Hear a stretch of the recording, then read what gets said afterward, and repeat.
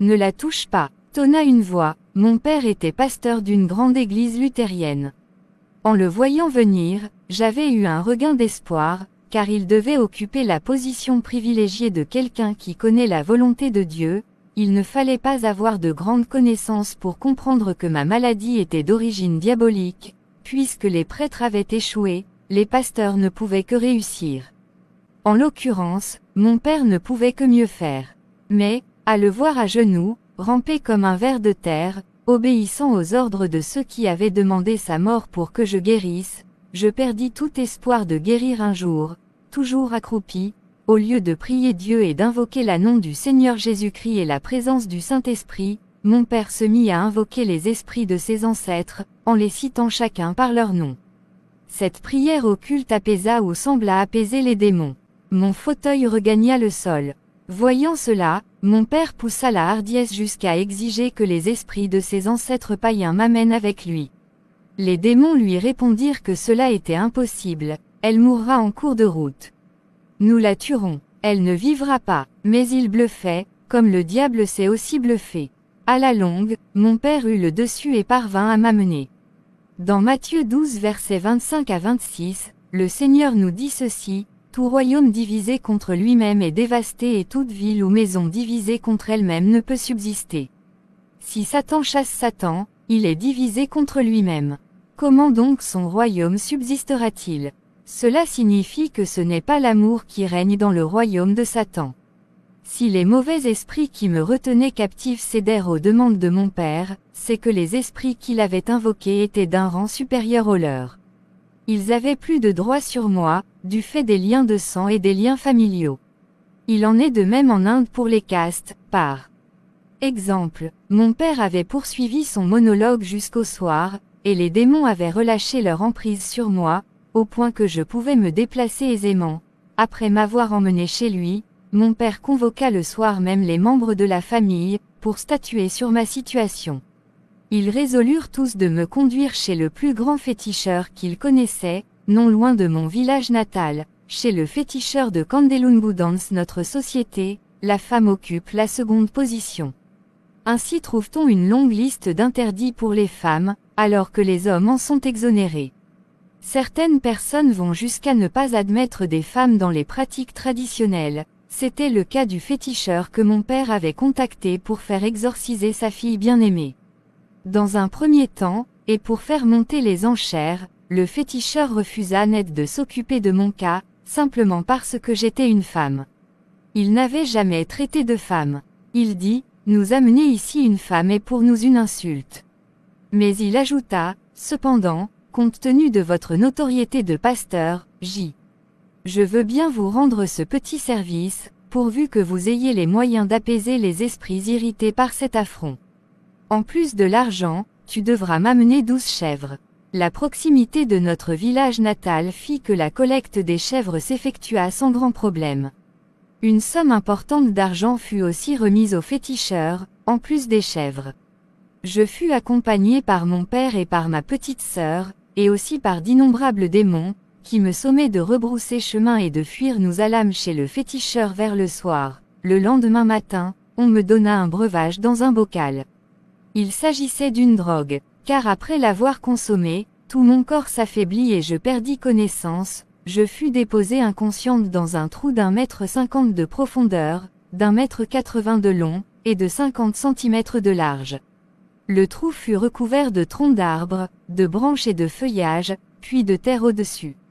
Un grand feu fut allumé sur ce trou rebouché, alors que je me trouvais à l'intérieur. Un groupe de danseurs se tenait tout autour du feu.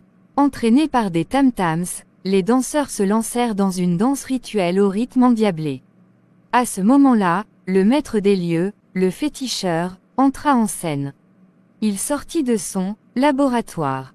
Case construite un peu à l'écart des autres, qui abritait ses fétiches ainsi que d'autres objets nécessaires à l'exercice de ses fonctions, paré d'une tenue de cérémonie aux couleurs chatoyantes, et tenant une lance dans sa main droite, il fit son apparition en dansant, et s'approcha du trou recouvert dans lequel je me trouvais, inconsciente. Après avoir effectué quelques pas de la danse rituelle autour du feu, il enfonça sa lance dans le feu. Un cri jaillit du feu, et Lorsqu'il ressortit sa lance du feu, elle était toute trempée de sang. Le féticheur s'écria, un de moins. Et il se remit à danser. Il enfonça une seconde fois sa lance dans le feu. Un second cri jaillit du feu, et il retira à nouveau sa lance maculée de sang. Tout heureux de constater l'efficacité de son art, il s'écria, deux de moins. Puis il lança en direction de mon père, nous les aurons tous, les persécuteurs de ta fille. Leur sang sur ma lance est un bon signe. Le vieux se remit à danser. Lorsqu'il voulut enfoncer sa lance pour la troisième fois dans le feu, un cri jaillit à nouveau, non pas dans le feu cette fois, mais dans l'assistance, parmi les badauds accourus pour la circonstance. Au feu, la case brûle. Convergeant leurs regards dans la direction indiquée par le badaud, les assistants virent en effet que la petite case d'où était sorti le vieux tout à l'heure était en feu. Les flammes tendaient à s'étendre vers les autres habitations. Avec une rapidité étonnante pour son âge, le féticheur se dirigea vers les flammes. Il manqua de peu se brûler, mais il fut retenu. Il ne parvint pas à récupérer quoi que ce soit de sa case en flammes. L'incendie fut tout de même maîtrisé, malgré la perte du laboratoire et de tout son contenu. Les autres habitations furent épargnées. Questionné pour savoir qui avait mis le feu au laboratoire, le vieux, tout en colère, expliqua que ce n'était pas un homme qui avait mis le feu à sa case, mais les esprits, qui s'étaient révoltés parce qu'il avait accepté de traiter une femme. Sortez votre fille d'ici et allez-vous-en de chez moi. Vous m'avez tué, je suis mort, je ne veux plus vous voir. Allez-vous-en. Encore inconsciente, je fus sortie du trou et on m'emporta. Bien que n'ayant pas honoré son contrat, le féticheur ne restitua rien à mon père, ni une chèvre, ni un seul centime. Le fait que mon père ait été renvoyé n'était pas pour me rendre l'espoir. Les voix se moquaient de moi et riaient. Elles ne cessaient de me dire que c'était eux qui avaient eu le dernier mot. Pour eux, si je voulais parvenir au salut, il fallait que je me décide à tuer mon père. Après ce dernier échec, je sus qu'il ne me restait plus qu'une chose à faire, me suicider. Je me disais, puisqu'ils n'ont pas le courage de me tuer, je le ferai à leur place. Mon père sera alors épargné. Ce n'était pas du stoïcisme de ma part, mais plutôt de l'amour paternel. Puisque j'avais tout perdu, autant préserver celui qui m'avait engendré. En route pour la Tanzanière, réfléchissais à la manière de réaliser mon plan diabolique, mais le Seigneur avait pour moi un autre destin. Le jour où j'avais décidé de m'empoisonner, mon père vint me dire qu'il envisageait de m'emmener le plus vite possible en Tanzanie. D'après un communiqué capté à la radio tanzanienne, il y avait un grand réveil spirituel dans ce pays. Le Seigneur y opérait des miracles comme au temps biblique. Les sourds entendaient, les aveugles recouvraient la vue, les paralytiques marchaient, et ceux qui étaient possédés par des esprits impurs étaient délivrés sans le concours d'autre chose que de la parole de Dieu. Mon père me dit, j'ai résolu de t'emmener là-bas dans une semaine, ma fille. Nous allons mettre cette semaine à profit pour nous préparer. 2 jours avant notre départ, un parent amena une femme auprès de mon père, et lui demanda de raconter son histoire. Elle le fit sans se faire prier, heureuse de trouver un auditeur responsable. Papa pasteur, je ne sais si vous me reconnaissez. Je suis celle qui était folle, et qui se promenait à moitié nue dans ce village. Depuis notre visite chez le féticheur, nous n'étions pas retournés à Lubumbashi. Nous nous étions retirés dans notre village natal. Il y a moins d'1 semaine, une nièce mariée à Kasongo, chef-lieu de zone situé à 90 km de Shabunda, notre village, est venue me chercher pour m'y amener. Le pasteur de l'Assemblée de Dieu de Kasongo avait invité un couple d'évangélistes venus de Kinshasa. Ce couple prie Dieu d'une façon originale. Par exemple, il chasse les démons au nom de Jésus. Plusieurs démoniaques dans mon cas ont été délivrés grâce à la prière extraordinaire de ce couple. Lorsque ce cousin, elle désigna la personne qui l'avait amené, m'informa de votre intention de vous rendre en Tanzanie, je n'ai pas hésité un seul instant à venir vous voir pour vous demander d'aller plutôt à Kasongo. Si vous consentez à y aller, je suis prête à vous accompagner. Je suis certaine que le Dieu de ce couple délivrera votre fille comme il l'a fait pour moi. Les démons ne tenaient pas que je me rende à Kasongo. Ils me dirent qu'ils feraient tout ce qu'ils pourraient pour m'empêcher d'y aller. C'est ainsi qu'ils me paralysèrent les 2 jambes, m'empêchant de me tenir debout. La sœur me porta sur son dos, et nous pûmes continuer notre chemin vers Kasongo.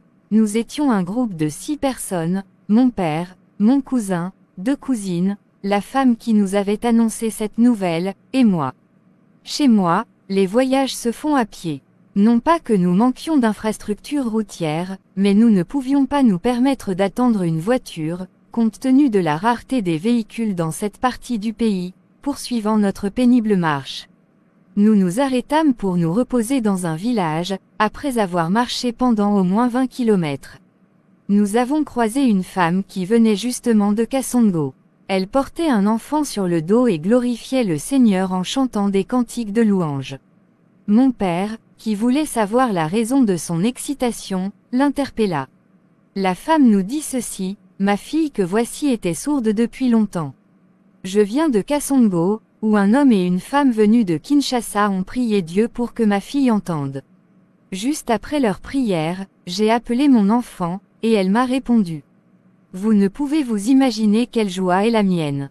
J'ai voulu les remercier pour ce qu'ils avaient fait, mais ils m'ont répondu qu'ils n'étaient que de simples instruments utilisés par Dieu, et que c'était à Dieu que je devais rendre gloire. Depuis lors, je ne fais que le remercier pour la guérison de ma fille.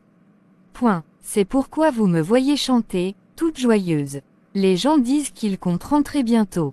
Il semble qu'ils doivent encore rester une semaine. Je vais de ce pas chercher mon petit frère qui a perdu la vue dès son jeune âge. Ce serait pour lui une grande chose que de recouvrir la vue. Pendant tout le temps que cette femme parlait, les voix ne cessaient de me répéter qu'elle ment, elle ment. Ne l'écoute pas, retournons, n'y va pas.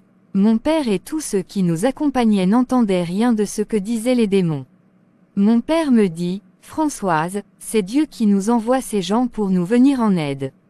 Prends courage et dépêchons-nous, sinon, si nous traînons, nous risquons de les manquer. À cet instant précis les démons clouèrent mon père au sol. Il eut une sorte de crampe subite qui le força à rester couché. Il était impossible d'avancer. La paralysie qui m'avait empêché de marcher avait été transmise à mon père. Les démons me dirent, puisque c'est lui qui tient à t'amener là-bas, nous allons voir maintenant comment il va s'y prendre. Je tombai en sanglotant dans les bras de mon père, tout abattu. Il m'encouragea à poursuivre le voyage sans lui, cette crise de rhumatisme ne pouvait choisir un aussi bon moment pour me terrasser. Avec un petit repos, un jour au plus, je serai rétabli.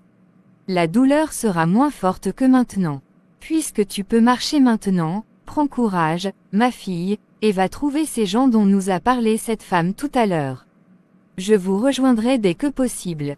Ne vous inquiétez pas pour moi, cela passera. Puis, se tournant vers son neveu, il dit, prends soin de ta sœur. Bien-aimé du Seigneur, c'est par la foi que j'ai fait cette distance sans tenir compte de tout ce que me disaient mes locataires. Je marchais lentement en titubant. Tous les 10 kilomètres, nous nous reposions pour souffler. La maladie m'avait fortement affaibli. Les privations, ajoutées aux tracasseries des démons, m'avaient accompagné sur ma longue route vers la guérison. Mieux valait pour moi mourir en cours de route, que de ne pas arriver à destination. Il ne me restait plus qu'une journée de marche environ, lorsque les démons m'ôtèrent l'usage de la parole, m'empêchant ainsi de communiquer avec le monde extérieur. Chapitre 9. La délivrance relatée par Kapena CIBWA BWA. Bien qu'ayant à plusieurs reprises entendu témoigner la sœur Lutala François, je ne pouvais tout de même pas mettre ce témoignage par écrit sans avoir interrogé des témoins oculaires, les acteurs même que Dieu a utilisés pour sa délivrance. Ces 2 témoins sont le frère en Christ Mpongo Moïse, et la sœur en Christ Philomne Kaseka, Kapena Siboaboa, Kassé, pasteur Mpongo. D'après la sœur Lutala, vous êtes l'une des 2 personnes dont le Seigneur s'est servi pour sa délivrance. Pouvez-vous nous relater comment Dieu vous a demandé d'accomplir cette œuvre? Pasteur Mpongo Moïse, Monsieur, merci, mon bien-aimé frère Kapena, pour l'occasion que vous me donnez de parler de cette œuvre grandiose, pour la première fois après tant d'années. C'est par prophétie que Dieu nous avait demandé d'intervenir. Vers le mois de mai 1983, je me trouvais à Mazina, au quartier Sans Fil, où je dirigeais une église locale. Il m'arrivait souvent de me rendre au quartier chic de Rigini dans la zone de Lemba, où habitait ma sœur en Christ Philomène Kaseka, pour aller lui rendre visite. Le 19 mai, après un long temps d'absence, je suis donc allé lui rendre visite chez elle. Elle m'accueillit par ces paroles. « Sois béni, mon frère, puisque tu viens de la part de Dieu. » Il y a 2 jours, le Seigneur m'a parlé dans une vision nocturne. Dans cette vision, j'ai vu la carte politique de mon pays, le Zaïre, suivie d'un gros plan sur la région de Kivu. Je remarquais qu'il y avait un gros serpent enroulé autour de l'une des sous-régions, celle de Maniema. J'ai demandé au Seigneur ce que cela signifiait. Le frère en Christ Mpongo Moïse, et la sœur en Christ Philomène Kaseka, Kapena Siboaboa, Kassé, pasteur Mpongo, d'après la sœur Lutala, vous êtes l'une des 2 personnes dont le Seigneur s'est servi pour sa délivrance. Pouvez-vous nous relater comment Dieu vous a demandé d'accomplir cette œuvre? Pasteur Mpongo Moïse, Monsieur, merci, mon bien-aimé frère Kapena, pour l'occasion que vous me donnez de parler de cette œuvre grandiose, pour la première fois après tant d'années. C'est par prophétie que Dieu nous avait demandé d'intervenir. Vers le mois de mai 1983. Je me trouvais à Massina, au quartier Sans Fil, où je dirigeais une église locale. Il m'arrivait souvent de me rendre au quartier chic de Rigini dans la zone de Lemba, où habitait ma sœur en Christ Philomène Kaseka, pour aller lui rendre visite. Le 19 mai, après un long temps d'absence, je suis donc allé lui rendre visite chez elle. Elle m'accueillit par ces paroles, « Sois béni, mon frère, puisque tu viens de la part de Dieu. » Il y a 2 jours, le Seigneur m'a parlé dans une vision nocturne.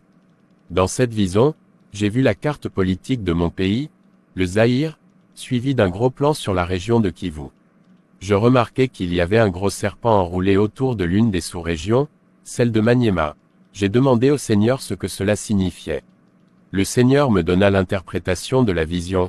Le grand serpent que tu vois, c'est le diable. Il est en train de séduire beaucoup de monde dans cette partie du pays. Si je t'ai montré ces choses, c'est que j'ai une importante mission à te confier. Descends vite à cet endroit pour glorifier mon nom. Je répondis au Seigneur, mais je suis une femme. Ta parole m'interdit de prendre autorité sur un homme, Timothée 2h12. Il n'y a pas que des femmes dans cette sous-région. Le Seigneur me dit, tu n'iras pas seul. Dans 2 jours, je t'enverrai mon serviteur, Mpongo Moïse. Ce sera un signe de ma part. Arrange-toi pour lui payer son billet de transport. J'ai reçu ce message le 17 mai. 2 jours après, comme me l'a dit le Très-Haut, te voici, après avoir disparu pendant je ne sais combien de temps. Après avoir entendu la sœur Philomène, je lui demandai de m'accorder un temps de prière, non pas que je doute de tes paroles, mais simplement pour me mettre dans l'ambiance du Saint-Esprit. Je fis un jeûne de 2 jours, au terme duquel Dieu confirma la prophétie en mettant en moi une forte conviction. La sœur Philomène était certaine de mon accord. Sans me consulter, elle avait déjà acheté 2 billets d'avion Kinshasa-Kindu, le 20 mai 1983. 2 jours après ma conversation avec elle, le 21 mai, je me rendis de grand matin à Rigini. J'avais emporté tous mes effets de voyage. Ma décision était de ne rentrer qu'une fois la prophétie accomplie. « Es-tu prêt pour le voyage ?» me dit-elle en m'accueillant à mon arrivée chez elle. « Quel voyage ?» Je n'ai pas de billet de transport. Tout est réglé, par la grâce de Dieu. Nous avons les billets. Debout. Point d'exclamation. En route pour l'aéroport. Cassé. Une fois à Kindu. Chez qui êtes-vous descendu? Aviez-vous un point de chute pour débuter vos services? Une fois les formalités terminées à l'aéroport, nous avons traversé le fleuve Lualaba par le bac de Kindu. Puis nous sommes allés au chef-lieu de la zone de Kasongo, dans la sous-région de Maniema. C'est là que se trouvait notre point d'attache. En effet, à Kasongo vivait un pasteur qui nous connaissait depuis le temps de notre groupe de prière situé sur la 9e rue à Kinshasa-Limete. Dieu sait arranger les choses, mon frère. Ce pasteur était le représentant légal de toutes les assemblées de Dieu de la sous-région. Puisqu'il nous connaissait en notre qualité de serviteur de Dieu, il ne s'opposa pas à notre demande de travailler au sein de l'Église qui lui était confiée. Même envoyé par Dieu, ce que nous nous gardions de révéler, nous ne pouvions pas commencer des réunions sans nous remplir encore davantage de l'Esprit du Seigneur, dans la prière. Nous avons observé 3 jours de jeûne et de prière. Nous avons commencé par faire des séminaires bibliques dans les églises avant de faire des croisades d'évangélisation. Dieu glorifia le nom de son Fils au travers de notre ministère là-bas. Il y eut beaucoup de miracles, les paralytiques marchèrent, les sourds entendirent, les aveugles recouvrèrent la vue, ceux qui étaient possédés par des esprits impurs furent délivrés. C'est, surtout cette dernière catégorie qui était la plus nombreuse. Les gens, apprenant ce que le Seigneur faisait au travers de notre ministère, amenèrent de nombreux malades et démoniaques. Et Dieu les guérissait tous. Quelle joie pour nous de voir ces démoniaques, venus littéralement enchaînés, s'en aller libres, leurs chaînes sur l'épaule en signe de témoignage. Oui, le Seigneur avait accompli pour moi sa parole, qui dit, dans Luc 10/2, « La moisson est grande, mais il y a peu d'ouvriers. » Priez, donc le maître de la moisson d'envoyer des ouvriers dans sa moisson. À voir combien de gens acceptaient le Seigneur, cela ne faisait que confirmer les paroles du maître de la moisson. Notre travail ne se limitait pas à prier pour les malades. Nous parcourions à pied de grandes distances pour atteindre des églises éloignées de Kasongo. Nous confions ceux qui étaient sauvés les responsables des églises, non sans les avoir recommandés à la garde du Saint-Esprit. Nous ne manquions pas de leur rendre visite chaque fois que l'occasion se présentait, pendant tout le temps que nous avons passé dans cette sous-région, c'est-à-dire un mois. Cassé.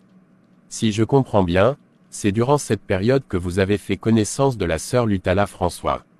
Pourriez-vous éclairer les lecteurs sur les circonstances dans lesquelles vous l'avez connue, et donner sa description physique? Bien, mon frère, que Dieu vous bénisse pour la question.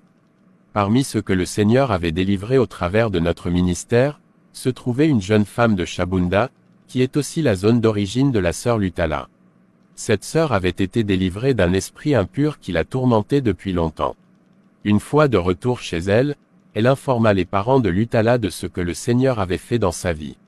Elle ne manqua pas de leur dire que nous nous trouvions à Kasongo, à environ 90 km de là. Partant de sa propre expérience, elle parvint à convaincre les parents de Lutala de l'amener, non en Tanzanie, mais là où nous nous trouvions, à Kasongo. Un dimanche soir, le pasteur Sansaku, qui nous accueillait, la sœur Philomène Kaseka, et moi-même, nous revenions de Mitande, localité située à 7 km de Kasongo, où nous avions été prêcher la parole de Dieu dans l'une des paroisses des Assemblées de Dieu. Après avoir parcouru cette distance à pied, à l'aller comme au retour, nous étions fort fatigués. Arrivés à Kasongo, nous avons trouvé un groupe constitué d'un homme et de 4 femmes. L'une d'elles attira tout particulièrement mon attention. Elle était très maigre. Elle avait les cheveux ébouriffés et sales. Ses yeux étaient enflés et son regard était hagard. Malgré sa maigreur, sa poitrine était très enflée, à la manière d'une femme qui allaite. Elle portait une robe très sale en lambeaux. Ses jambes et ses pieds étaient tellement enflés qu'il n'était pas besoin de faire appel à un médecin pour diagnostiquer un éléphantiasis. Malgré son état lamentable, elle traînait à ses pieds une chaîne longue d'au moins 50 cm, dont les 2 extrémités étaient attachées à chacun de ses mollets. Elle avait tout d'une folle. J'appris plus tard que ce groupe venait de Shabunda. Je ne sais combien de temps ils avaient mis pour parcourir cette distance à pied. Nous étions le dimanche 10 juin 1983. La délivrance sec, c'est, jusque-là, vous ne connaissiez pas le mobile de leur visite. En voyant la personne que je viens de décrire, je compris vite qu'elle avait besoin d'une prière de délivrance. Compte tenu de l'heure tardive et de la fatigue qui gagnait mon corps. Je murmurais en moi-même, pourquoi ne pas attendre demain pour la délivrance de cette femme? C'est alors que le Saint-Esprit me dit clairement, pourquoi voulez-vous compromettre mon œuvre? Convaincu de l'appui du Seigneur, je demandai à ma compagne de voyage d'entretenir la nouvelle venue sur la repentance et le pardon des péchés, le temps de me retirer pour demander non la volonté, mais la direction du Seigneur. En effet, mon jeune frère Capena, le service de délivrance nécessite beaucoup de prières, Marc 9h29. Je rejoignis la sœur Philomène, une fois ma prière terminée.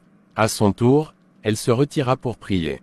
En attendant son retour pour commencer la prière de délivrance, j'entrepris de sonder la sœur Lutala.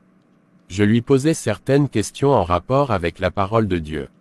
Ses réponses démontraient une résistance farouche à la parole de Dieu. Le Saint-Esprit m'interdit de continuer à lui poser des questions. J'avais vite compris que ce n'était pas elle qui répondait, mais les mauvais esprits en elle. Ne pouvant rien tirer d'elle, je me tournai alors vers ceux qui l'avaient amenée. Je leur demandai pourquoi il avait fallu enchaîner une personne dans cet état. Guillemets double. C'est parce qu'elle a souvent l'habitude de fuir. Un jour, elle a disparu sans que personne ne sache dans quelle direction elle était partie, pour qu'on puisse la rechercher. Cela a été un coup dur pour la famille. Au bout de 3 mois, on l'a retrouvée seule dans la forêt. Une autre fois, on la retrouva dans un cimetière, après 3 semaines d'absence. Elle aurait pu fuir en cours de route, c'est pourquoi nous l'avons enchaînée. C'est difficile de vous répondre. Depuis à peu près 3 mois, on ne la voit presque plus manger. Mais nous remarquons pourtant qu'à certaines heures de la journée, elle fait les gestes de quelqu'un en train de prendre un repas. Elle porte quelque chose à la bouche, et ses mâchoires remuent.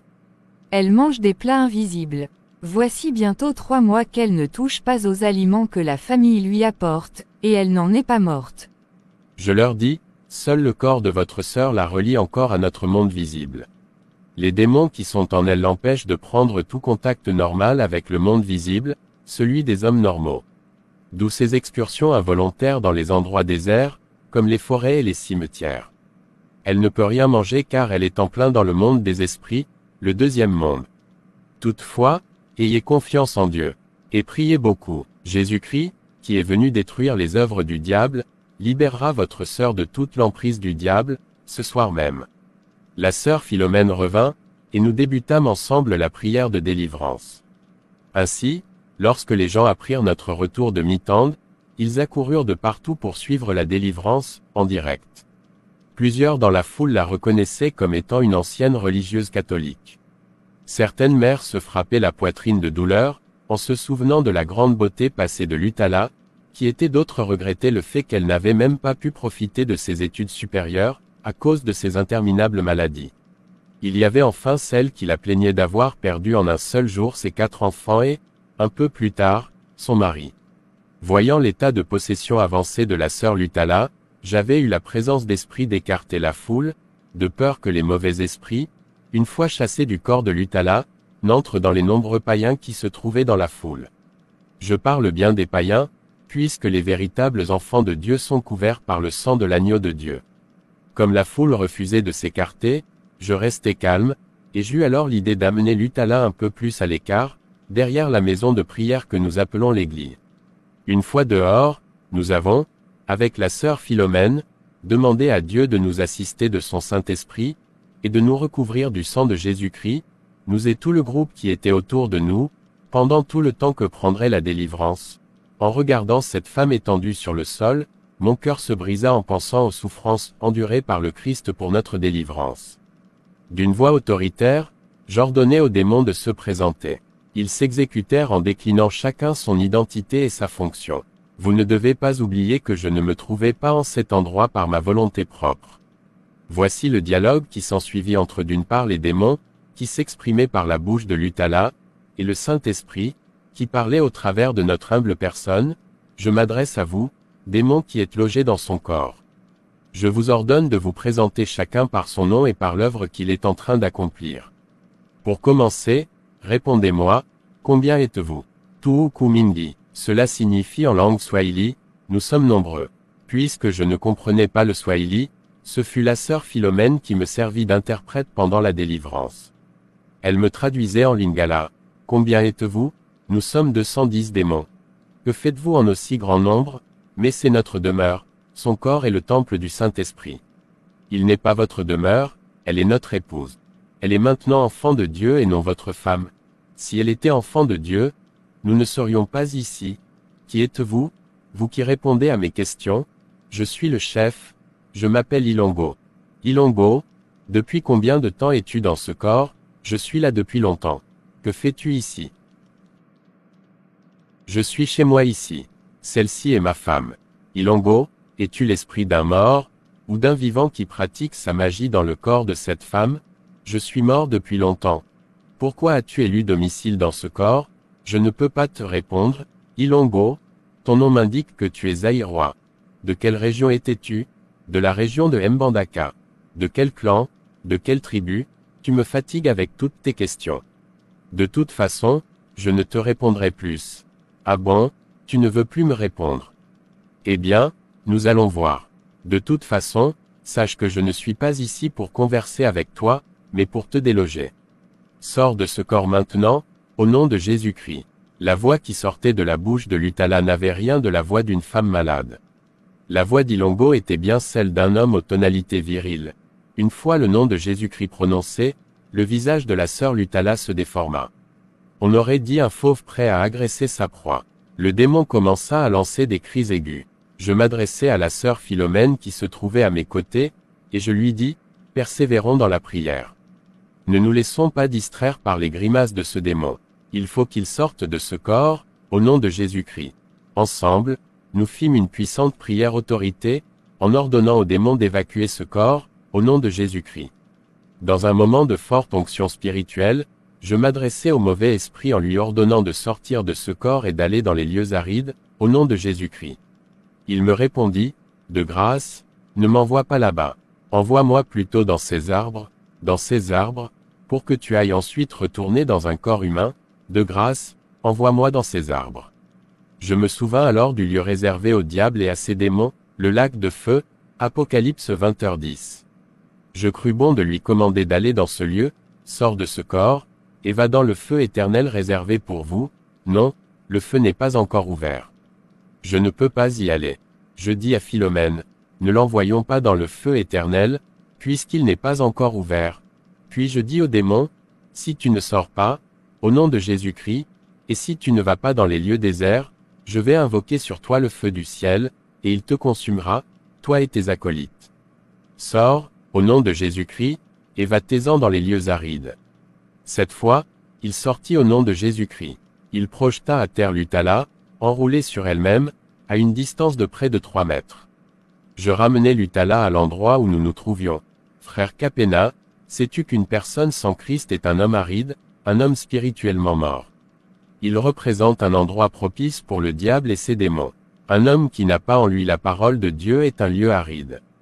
Ilongo résistait parce que tous les lieux arides autour de nous étaient couverts par le sang de l'agneau de Dieu. D'où son insistance à aller même dans les arbres.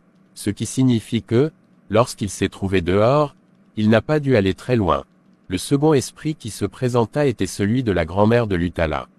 Celle qui lui avait donné le pouvoir de domination. Elle ne s'exprima ni en lingala ni en swahili, mais en kirega. Ce fut la fille du pasteur Sansaku qui nous servit alors d'interprète. Nous eûmes confiance en sa fidélité, car elle n'était pas la seule à comprendre cette langue parmi nous. Lorsque nous lui avons donné l'ordre de sortir, après qu'elle se fut présentée, elle répliqua. « J'ai des enfants, comment pourrais-je sortir sans eux? Combien d'enfants as-tu? J'en ai 4. Qui en est le père? Je ne peux pas révéler le nom de leur père. Plutôt partir que de vous dire à qui ils appartiennent. D'ailleurs, je m'en vais, mais je ne m'éloignerai pas trop d'elle. Je sais qu'elle se met facilement en colère. Dès qu'elle se fâchera, je ne manquerai pas de rentrer. Je t'interdis de rentrer en elle, au nom de Jésus-Christ. Je pars, je m'en vais. » Et elle partit. Je compris alors que la colère était l'une des portes qui donnaient accès aux démons. Cela m'aida à comprendre pourquoi la plupart des personnes sauvées, lors des campagnes d'évangélisation au pont Casavubu, rechutaient tout aussi rapidement que le Seigneur les avait guéris. C'était à cause de la colère. Comme ils avaient été mal instruits, les démons retournaient en force dès qu'ils se mettaient en colère. Paul de Tarse le savait, c'est pourquoi il nous conseille de ne pas laisser passer la nuit sur notre colère, Éphésiens 4h26. Paul savait qu'il était utopique d'interdire à un être humain de se mettre en colère. Comme il connaissait la faiblesse humaine, il nous a laissé ce conseil pratique. Puis vint le tour d'un autre démon, qui s'appelait François. C'était un Européen, un Parisien, à en juger par son français impeccable. Le Français me priait de ne pas l'importuner en faisant trop de bruit. Je lui dis, « Tu n'as pas le droit de m'imposer quoi que ce soit. Ce n'est pas ta demeure. Sors, au nom de Jésus-Christ. » Paul de Tarse le savait, c'est pourquoi il nous conseille de ne pas laisser passer la nuit sur notre colère, Éphésiens 4h26. Paul savait qu'il était utopique d'interdire à un être humain de se mettre en colère. Comme il connaissait la faiblesse humaine, il nous a laissé ce conseil pratique. Puis vint le tour d'un autre démon, qui s'appelait François. C'était un Européen, un Parisien, à en juger par son français impeccable. Le Français me priait de ne pas l'importuner en faisant trop de bruit. Je lui dis, « Tu n'as pas le droit de m'imposer quoi que ce soit. Ce n'est pas ta demeure. Sors, au nom de Jésus-Christ. » Il partit sans mot dire. Il ne projeta même pas Françoise à terre, comme l'avaient fait les esprits de ces nègres. Vous comprendrez qu'il ne m'est pas possible de vous raconter la sortie des 10 démons. Je vous dirai seulement que seul le premier et le dernier démon firent preuve d'une certaine résistance. Le dernier démon était l'esprit d'une femme. À mon ordre de sortir, au nom de Jésus, l'esprit de cette femme me répondit, doucement. Nous sommes entre nous qui, sans mot dire. Il ne projeta même pas Françoise à terre, comme l'avaient fait les esprits de ces nègres. Vous comprendrez qu'il ne m'est pas possible de vous raconter la sortie des 10 démons. Je vous dirai seulement que seul le premier et le dernier démon firent preuve d'une certaine résistance. Le dernier démon était l'esprit d'une femme. À mon ordre de sortir, au nom de Jésus, l'esprit de cette femme me répondit, doucement. Nous sommes entre nous qui? Entre nous, chrétiens, l'esprit d'un chrétien ne peut pas habiter dans le corps d'une autre personne. Sors, comment sortir? Puisque je te dis que, quand j'étais vivante, j'étais légionnaire, je priais. Je ne voulus pas écouter ce que me disait ce dernier esprit, car j'avais compris qu'il voulait simplement nous distraire. Je pense que c'était l'esprit d'une femme qui avait dû être très têtue de son vivant. Elle nous prit 10 minutes avant de sortir. Elle était bien le dernier esprit à sortir, car nous les avions tous inscrits sur une liste. Comment ai-je su que Il était totalement délivré de ses hôtes indésirables. Après la sortie de là, légionnaire, je demandai au corps étendu à terre, y a-t-il un autre démon dans ce corps? C'est moi, Lutala. Lutala? Quel Lutala? Où habites-tu? J'habite Chabunda, ma zone d'origine. Elle déclina son identité complète. Je lui dis, comment es-tu venu ici? Elle se mit debout. Tournant les regards autour d'elle, elle vit les membres de sa famille. Elle les pointa du doigt, et dit, voici ceux qui m'ont amené. C'était bien là le signe qu'elle était délivrée. Je conclus alors que ma sœur avait bien repris le contrôle de ses sens, de son corps et de son esprit. Une fois encore, j'invitai la sœur Philomène à prier avec moi pour invoquer le sang de Christ sur Lutala, afin que les démons ne puissent plus revenir, de peur que sa dernière condition ne soit pire que la première, ce que nous ne souhaitions aucunement. Après avoir un peu récupéré, je demandai à Philomène d'aider Lutala à prendre un bain. Une fois sa toilette terminée, on lui remit une robe propre. Ainsi vêtue, la sœur Lutala reprit des couleurs humaines. Elle devint alors présentable. Nous passâmes ensuite à table. Elle mangea de bon cœur, à la grande joie, mêlée d'étonnement, de ceux qui l'avaient accompagnée. Chose étrange, une fois la table débarrassée, Lutala se mit à témoigner devant la foule qui avait assisté à sa délivrance. Les gens suivaient avec beaucoup d'attention ce qu'elle leur disait. Cette même nuit, on nous amena d'autres malades, que le Seigneur, égal à lui-même, guérit tous. Cette journée mouvementée s'acheva dans une louange extraordinaire en l'honneur du Seigneur des Seigneurs et Roi des Rois. Il était 20h30 lorsque nous eûmes terminé. Baptême par immersion au nom de Jésus-Christ. La pensée de devoir ainsi abandonner notre sœur nous préoccupait. Nous ne voulions pas laisser une nouvelle convertie au Seigneur sans encadrement adéquat. Nous devions déjà partir 3 jours plus tard. Nous décidâmes alors, la sœur Philomène et moi, d'administrer le baptême chrétien à Lutala. C'était sans compter sur sa réaction.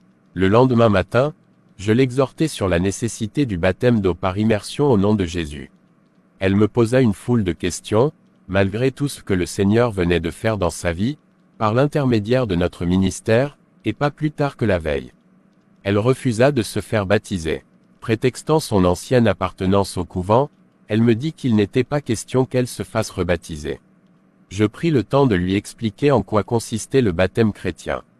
C'est l'engagement d'une bonne conscience envers Dieu, 1 Pierre 3/2-1. Ce n'est pas le baptême seul qui sauve. Le baptême est un acte public de foi dans le Seigneur. Il faut d'abord croire en Jésus-Christ. Une fois que l'on a cru, pourquoi passer par le baptême? Jésus dit, dans Marc 16h16, « Celui qui croira et qui sera baptisé sera sauvé ». Cet ordre a été donné aux apôtres par le Seigneur Jésus-Christ lui-même, dans Matthieu 28/19, 20. Allez, faites de toutes les nations des disciples, les baptisant au nom du Père, du Fils et du Saint-Esprit, et enseignez-leur à observer tout ce que je vous ai prescrit. Au début des Actes des Apôtres, je remarque que les disciples de Jésus n'ont pas immédiatement exécuté cet ordre. Pourquoi? Tout simplement parce qu'après sa résurrection, le Seigneur a conseillé à ses disciples de ne pas quitter Jérusalem avant que ne survienne sur eux le Saint-Esprit consolateur, dont l'une des innombrables tâches est de nous aider à comprendre les enseignements du Seigneur, et de nous enseigner sur bien des choses. Luc 24h49. Une fois que le Saint-Esprit fut répandu, à la Pentecôte, les disciples comprirent tous que Jésus-Christ était Dieu lui-même. Pour comprendre ce mystère, il faut que le Seigneur lui-même nous ouvre l'intelligence. Jean 5h20. J'avais l'impression que mon interlocutrice ne comprenait pas un mot de tout ce que je lui disais. Vers 10h, elle s'excusa, pour aller prendre un peu de repos dans sa chambre. J'acceptai sans peine, tout en intercédant pour que Dieu ait pitié d'elle, et lui fasse comprendre le bien fondé du baptême par immersion au nom de Jésus-Christ. Voici comment le Seigneur exauça notre prière. Vers 14h, Lutala vint elle-même nous trouver pour nous dire qu'elle était prête pour le baptême. Je désire recevoir le plus tôt possible le baptême par immersion. Je voulus connaître la raison de cette volte-face aussi rapide. Oh, pasteur, Dieu m'a parlé, Dieu vous a parlé. Comment avez-vous su que c'était lui? C'est simple. À 10h, lorsque je me suis retiré dans ma chambre pour me reposer, je me suis assoupi. Peu après, je me suis retrouvé en songe dans un endroit qui ressemblait à une salle de classe. Mais une salle de classe étrange, car il y avait un tableau noir sur chaque mur. Chaque tableau était couvert d'une seule inscription. Partout, je pouvais lire écrit « Acte 2h38, Acte 2h38, Acte 2h38 ». Je ne comprenais pas ce que ces écrits signifiaient.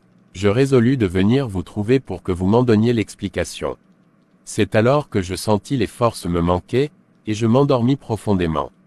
J'eus un autre rêve. Je vis, non plus une salle de classe, mais une grande rivière. Il y avait 2 colonnes de gens disposées en file indienne.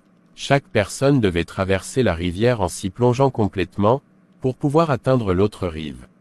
De l'autre côté, il y avait un homme qui portait de nombreux chapeaux de couleur blanche. Chacun de ceux qui avaient traversé la rivière, après s'y être plongé, recevait un chapeau de l'homme au chapeau. À l'intérieur de chaque chapeau était inscrit le nom de son destinataire. Je me suis alors approché de la rivière, et voulu obtenir mon chapeau, mais sans traverser la rivière. Celui qui se tenait de l'autre côté me dit, « François, ici, de ce côté, ce n'est pas la même chose que là où tu te trouves. J'ai ici ton chapeau, avec ton nom écrit dedans. Mais, pour le recevoir, il faut que tu plonges dans la rivière comme tout le monde. » Je revins en arrière, et pris ma place dans la file avec les autres. Quand vint mon tour de plonger pour aller récupérer mon chapeau, c'est alors que je me suis réveillé. Il n'était pas nécessaire d'être prophétesse pour comprendre que ce message m'était destiné. Pasteur, je tiens à recevoir mon chapeau blanc. Je désire donc ardemment être baptisé par immersion au nom de Sœur François. Veux-tu me faire croire qu'après tout ce temps passé au couvent, tu ne sais pas que ce passage biblique se trouve dans le livre des Actes des Apôtres, au 2e chapitre, et au verset 38. Non, pasteur, sœur Philomène, lis-nous Acte 2h38. La sœur Philomène s'exécuta. Pierre leur dit, repentez-vous, et que chacun de vous soit baptisé au nom de Jésus-Christ, pour le pardon de vos péchés, et vous recevrez le don du Saint-Esprit. Vers 15h, nous allâmes à un ruisseau, il était situé à 5 km de notre agglomération. La Bible dit bien que, Jean baptisait à Hénon, près de Salim, car il y avait beaucoup d'eau, Jean 3h23. Il n'était donc pas question pour nous de nous contenter d'asperger un peu d'eau sur la tête de Lutala, comme le font certaines églises traditionnelles, ou même de faire une ablution semblable à ce qui se pratique dans le judaïsme ou l'islam. Il y avait trop peu d'eau dans le lit de ce ruisseau. Ma sœur Philomène et moi, nous avons creusé à la main le lit du ruisseau, afin d'obtenir un creux suffisant pour immerger complètement la sœur Lutala, conformément aux Saintes Écritures. Puis, je l'ai baptisée au nom de Jésus-Christ, après lui avoir demandé si elle voulait abandonner le diable et ses œuvres pour se tourner vers le Seigneur Jésus. Acceptes-tu Jésus-Christ comme ton Seigneur et Sauveur? En me répondant, oui, elle confirma ainsi que son immersion dans l'eau était une représentation de sa mort en Jésus-Christ. Elle acceptait aussi le fait que Jésus-Christ était mort pour elle. Cela signifiait que Lutala était morte au péché, bien que vivant encore dans le monde. La sortie de l'eau représente la résurrection de Christ, la victoire sur les péchés et sur la mort. Ceci préfigure aussi l'enlèvement de l'Église, lorsque Christ viendra prendre les siens pour les faire monter dans les nuées à sa rencontre. Combien ces choses sont claires. Le baptême du Saint-Esprit de retour à la maison, nous avons prié Dieu pour que le Seigneur Jésus-Christ baptise notre sœur dans son esprit. Lui, Jésus, il vous baptisera du Saint-Esprit et de feu, Matthieu 3h11. Après l'imposition des mains, le Seigneur la baptisa instantanément dans son esprit. Pour nous enlever toute crainte, il lui fit don d'une langue, ce qui nous combla de joie. Lutala se mit alors à prier dans une langue inconnue, à notre grande satisfaction, et à l'étonnement des profanes. Mais la sœur Philomène se sentit frustrée, du fait que le Seigneur ne lui avait pas encore fait ce don, bien qu'elle ait reçu le baptême dans l'esprit.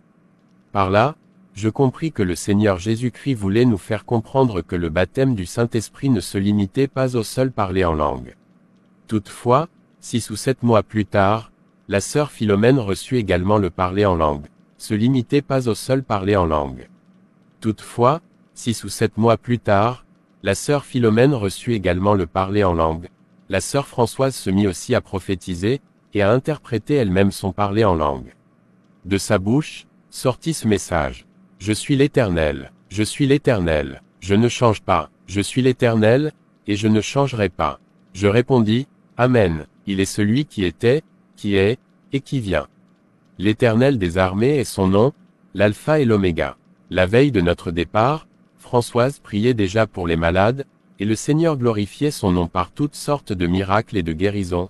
Nous savions que nous devions la laisser sous la protection du Saint-Esprit, mais cela nous chagrinait de l'abandonner ainsi sans encadrement.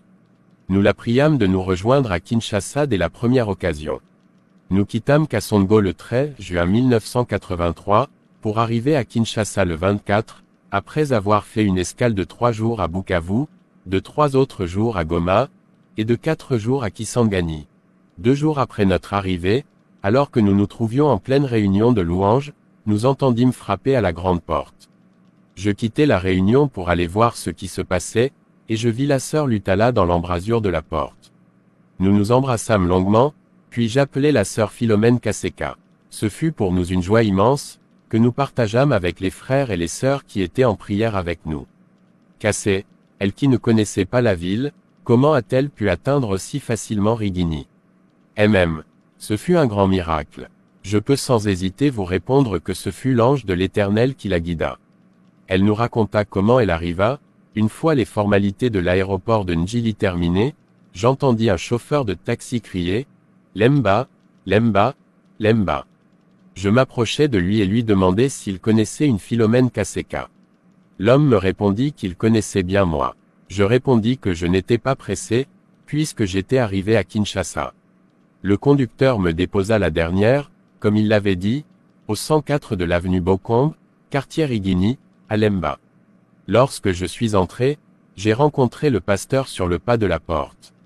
Les embrassades terminées, la sœur Philomène et moi sortîmes du jardin pour payer la course, récupérer les valises et remercier le conducteur. À part les valises de la sœur Françoise, nous ne trouvâmes plus personne. Il n'y avait même pas les traces de roues d'un véhicule. La voiture et son conducteur avaient disparu. Calmement, nous récupérâmes les valises de la sœur Françoise, dont aucune ne manquait. Quand nous fûmes retournés dans la chambre haute, l'intensité des louanges augmenta. Tout le monde se rendit compte que c'était Dieu qui avait disposé d'un ange et de son véhicule pour conduire sa fille à bon port. Le lendemain, nous rendîmes témoignage dans notre assemblée, sur la 90 rue, à Limete. Le 30 juin 1983, la sœur Françoise rendit son premier témoignage au palais du peuple à Kinshasa, Kassé. Donnez-moi le mot de la fin, pasteur. Monsieur M. Habakkuk 2/3 nous dit ceci. C'est une prophétie dont le temps est déjà fixé, elle marche vers son terme, et elle ne mentira pas. Si elle tarde, attends-la, car elle s'accomplira certainement. Nous sommes restés 5 ans avec elle, l'instruisant le mieux que nous avons pu. Nous avons même organisé des campagnes d'évangélisation et des séminaires bibliques dans plusieurs villes du pays, parmi lesquelles Kikwit, Bandundu, Lubumbashi, Kananga, Mbuji-Mayi, Kolwezi, Likasi, etc. Partout où nous sommes passés, elle témoignait, et le Seigneur était glorifié. Beaucoup d'âmes sont venues au Seigneur, et c'est l'essentiel. Nous sommes restés avec elle jusqu'au jour où nous avons vu un évangéliste itinérant venir la demander en mariage. Il exerce son ministère en collaboration avec le centre d'évangélisation Bethel. Nous les avons exhortés, et nous les avons priés d'aller voir les parents de Françoise à Chabunda pour verser la dot et accomplir les autres formalités. À leur retour, leur mariage fut célébré avec faste à la cité Bethel. C'est dans ce centre que ce couple merveilleux sert aujourd'hui le Seigneur. Chapitre 10. Le ministère de la sœur Lutala par Capena CIBWA. Prétendre écrire l'œuvre du Saint-Esprit au travers de la sœur Lutala serait limiter Dieu, dans la mesure où il agit toujours. Étant moi-même le produit de son ministère, je ne sais pas où commencer. Je m'efforcerai toutefois, avec la grâce de Dieu, de vous relater dans un premier temps 3 faits vécus par la sœur Lutala François, faits qui sont d'une haute portée spirituelle. Puis j'exposerai les motifs de ma conversion à Jésus-Christ et de mon abandon de l'Église catholique romaine. La mort d'Alino. Je me trouvais encore sous la tutelle du pasteur Mpongo et de la sœur Kaseka Philomène. Un jour, lors d'une campagne d'évangélisation tenue à Kikwit, dans la région de Bandundu, un jeune homme de 18 ans vint accepter Jésus-Christ comme son Seigneur.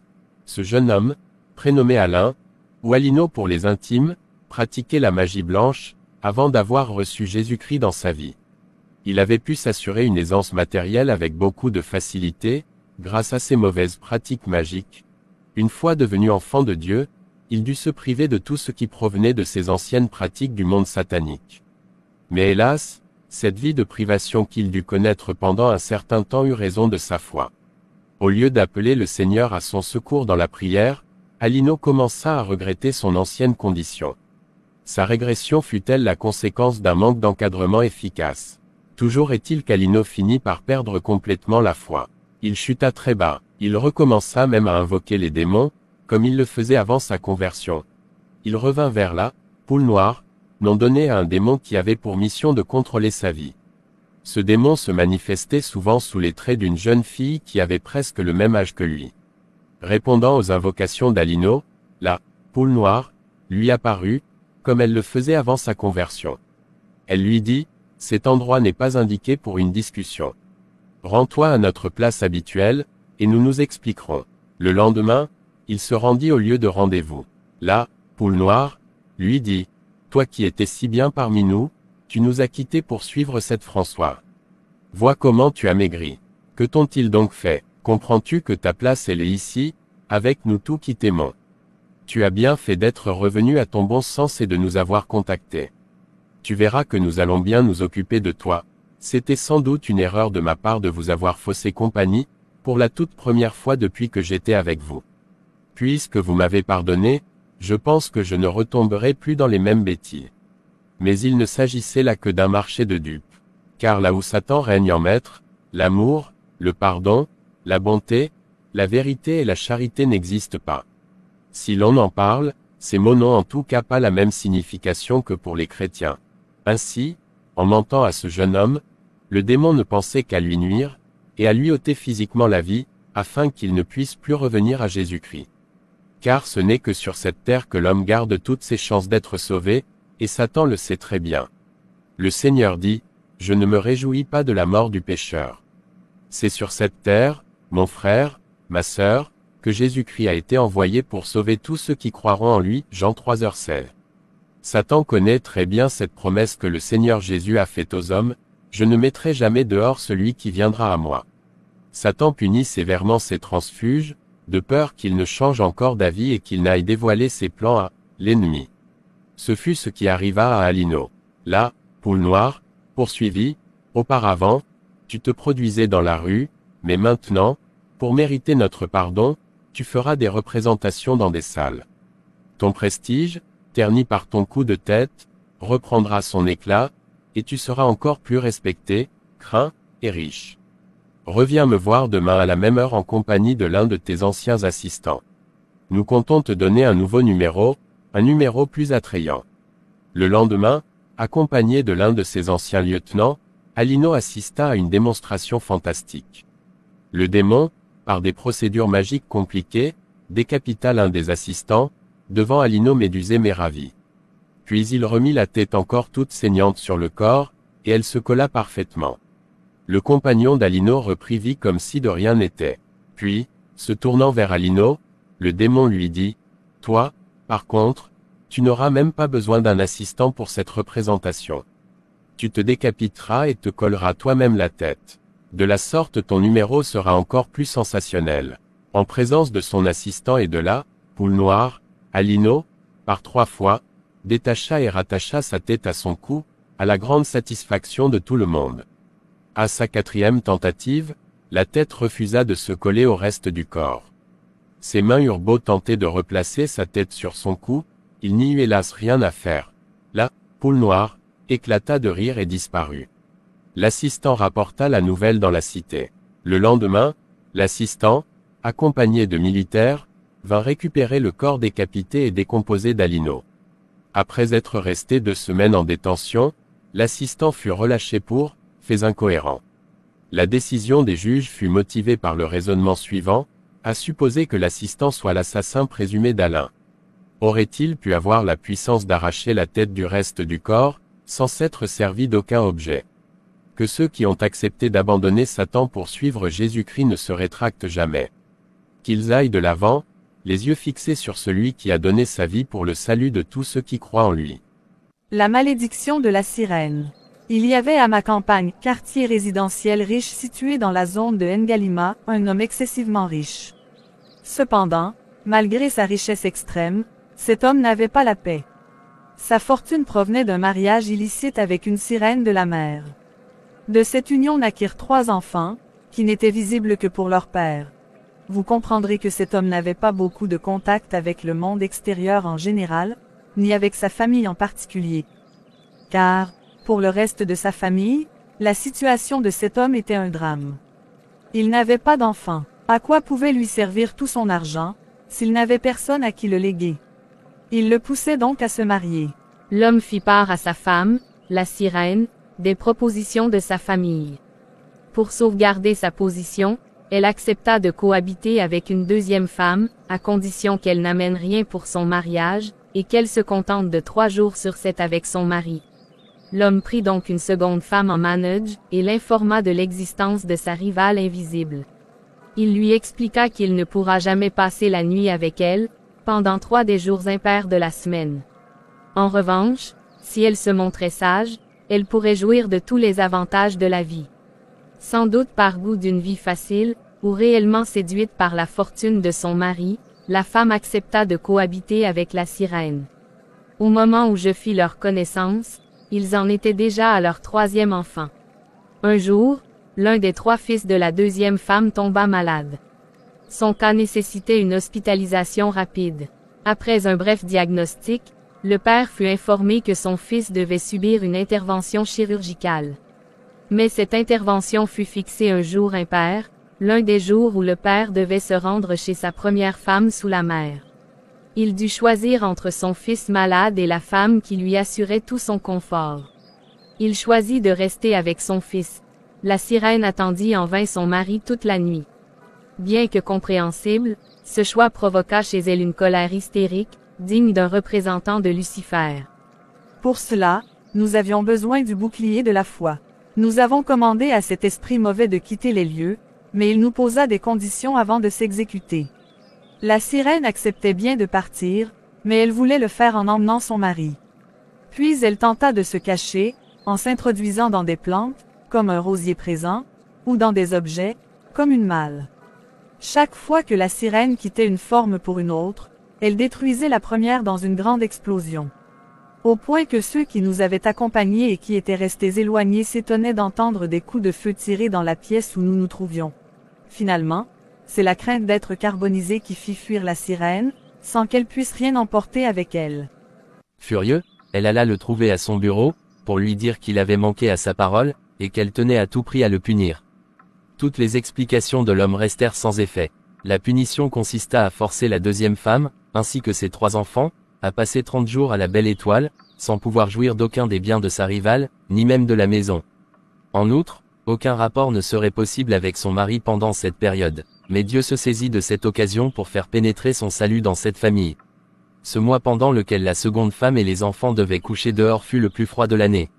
La maman ne savait que répondre aux questions des enfants, qui voulaient savoir pourquoi ils ne dormaient plus dans leur chambre. Une nuit pourtant, la seconde femme passa outre à l'interdiction. Elle emmena ses enfants dans leur chambre et les coucha. À peine 10 minutes plus tard, les enfants sortirent de leur chambre en pleurant. Ils avaient des enflures sur tout le corps. La seconde femme ne put supporter davantage cette situation. 2 jours plus tard, elle vint me trouver, accompagnée de son mari. Était-ce dans ce but précis que je me trouvais non loin du lieu où se déroulait ce drame? En effet, pendant cette période, je tenais une campagne d'évangélisation dans une communauté où j'avais été invité, non loin du lieu où habitait cette famille. Nous étions au dernier jour de notre campagne de 4 jours, lorsque J.E. vis s'approcher de moi un couple, après la prière. Ils me dirent, « Nous avons écouté avec émerveillement votre récit des bienfaits que votre Dieu a opérés dans votre vie. C'est pourquoi nous venons à vous dans l'espoir que si vous priez pour nous, votre Dieu nous sauvera. » Chers lecteurs, quand je vis devant moi ceux qui venaient me demander de prier pour eux, je rendis gloire à Dieu. Selon leur apparence extérieure, ils semblaient être les gens les plus heureux sur terre. Cependant, le Saint-Esprit me révéla la détresse de cette famille, et leur repentance sincère. Il me montra également comment procéder pour délivrer cette famille de l'étreinte du diable. Enfin, il m'interdit de les laisser repartir cette nuit-là. Accompagnés d'autres frères, nous avons passé la nuit à la délivrance de ce couple. La Bible dit que celui qui s'unit à une prostituée devient un seul corps avec elle.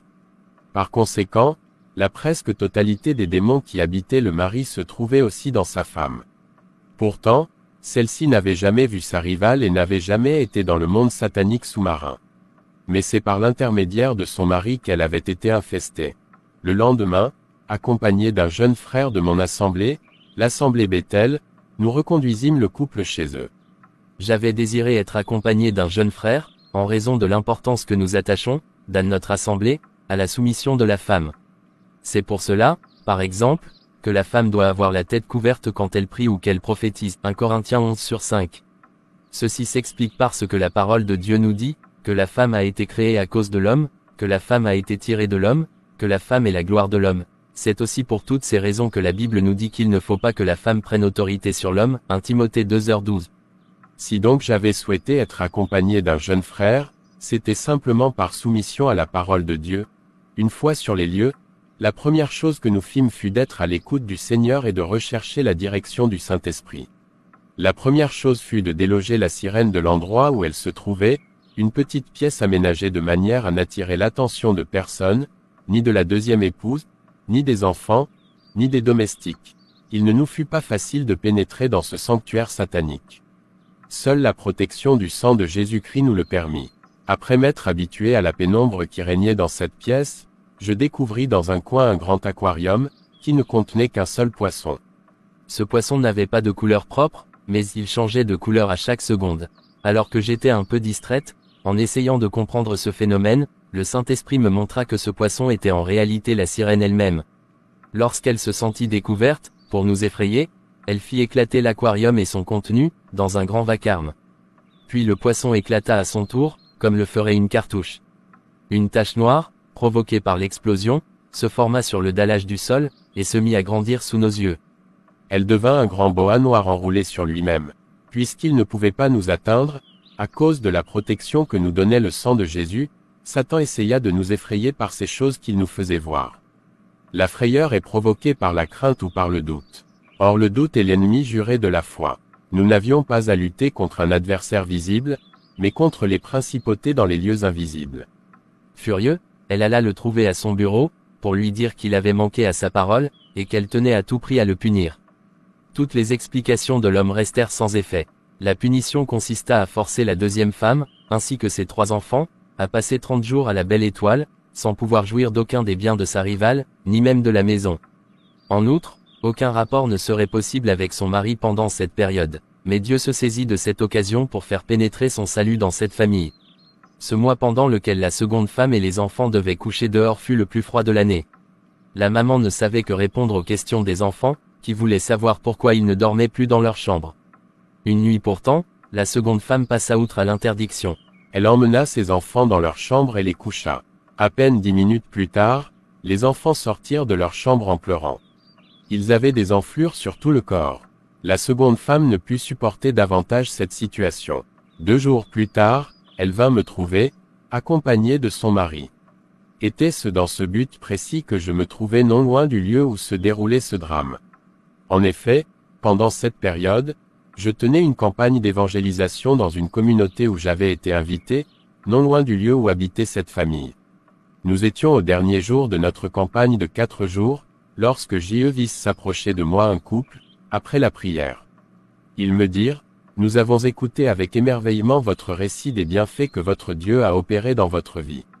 C'est pourquoi nous venons à vous dans l'espoir que si vous priez pour nous, votre Dieu nous sauvera. » Chers lecteurs, quand je vis devant moi ceux qui venaient me demander de prier pour eux, je rendis gloire à Dieu. Selon leur apparence extérieure, ils semblaient être les gens les plus heureux sur terre. Cependant, le Saint-Esprit me révéla la détresse de cette famille, et leur repentance sincère. Il me montra également comment procéder pour délivrer cette famille de l'étreinte du diable. Enfin, il m'interdit de les laisser repartir cette nuit-là. Accompagnés d'autres frères, nous avons passé la nuit à la délivrance de ce couple. La Bible dit que celui qui s'unit à une prostituée devient un seul corps avec elle. Par conséquent, la presque totalité des démons qui habitaient le mari se trouvaient aussi dans sa femme. Pourtant, celle-ci n'avait jamais vu sa rivale et n'avait jamais été dans le monde satanique sous-marin. Mais c'est par l'intermédiaire de son mari qu'elle avait été infestée. Le lendemain, accompagné d'un jeune frère de mon assemblée, l'assemblée Bethel, nous reconduisîmes le couple chez eux. J'avais désiré être accompagné d'un jeune frère, en raison de l'importance que nous attachons, dans notre assemblée, à la soumission de la femme. C'est pour cela, par exemple, que la femme doit avoir la tête couverte quand elle prie ou qu'elle prophétise, 1 Corinthiens 11/5.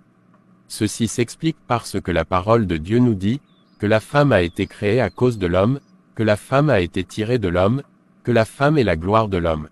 C'est aussi pour toutes ces raisons que la Bible nous dit qu'il ne faut pas que la femme prenne autorité sur l'homme, 1 Timothée 2h12.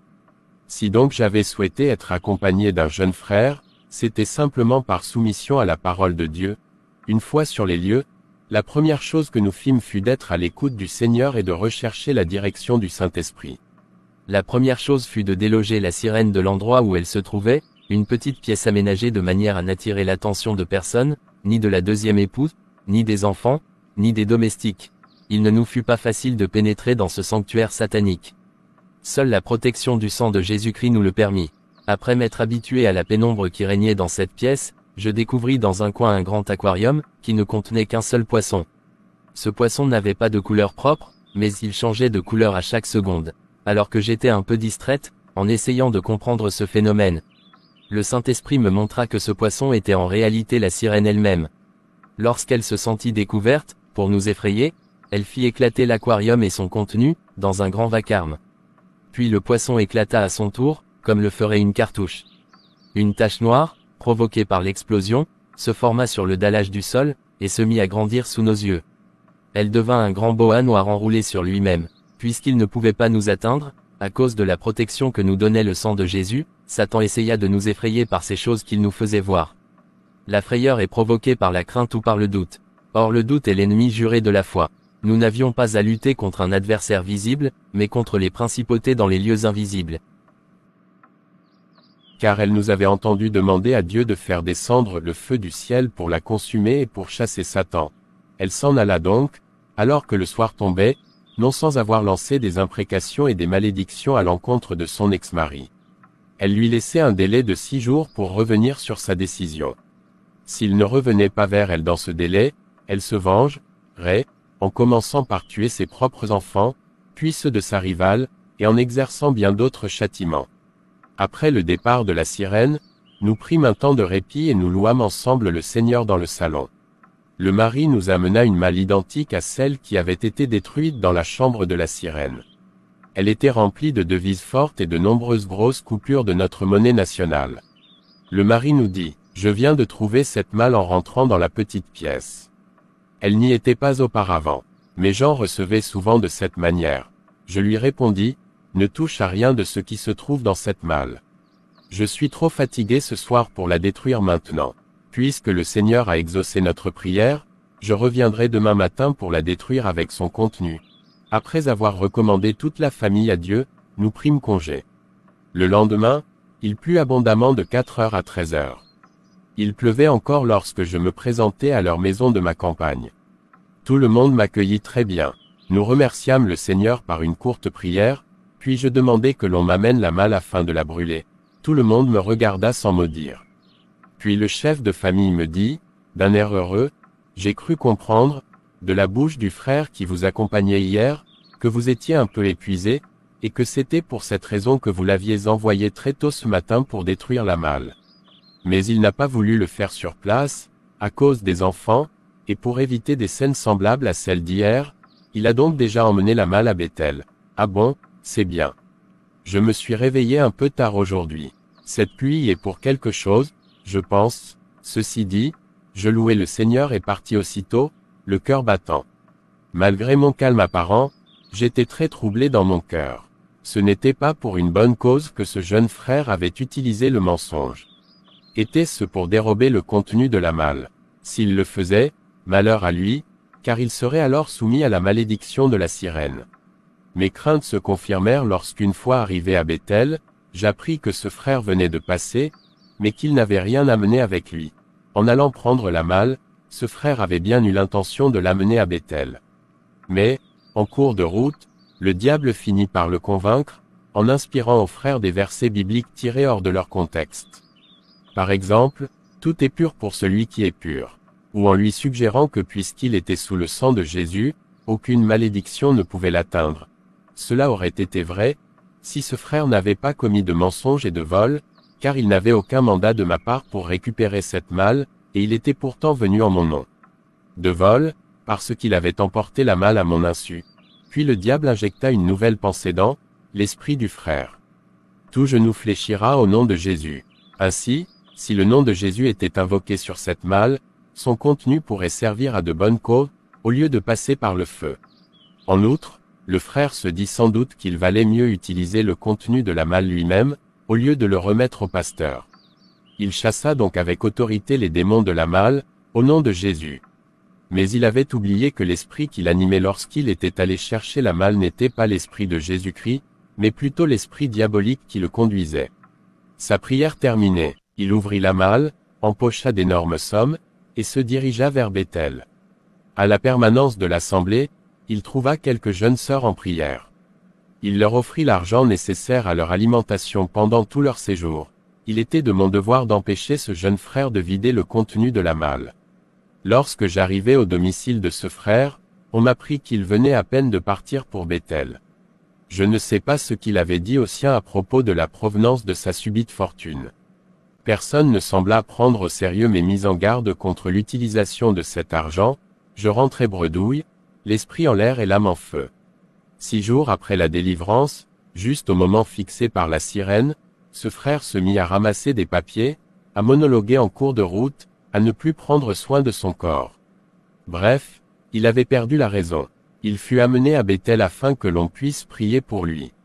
Chose étrange, chaque fois que l'on priait pour lui, sa maladie, loin de s'atténuer, ne faisait qu'empirer. Bien-aimés frères en Christ et chers lecteurs, n'oubliez pas que Jésus revient bientôt. La confession du pasteur. Un jour, je fus invité à témoigner dans une assemblée située dans la zone urbaine de Kimbanseke, au quartier Kisangani.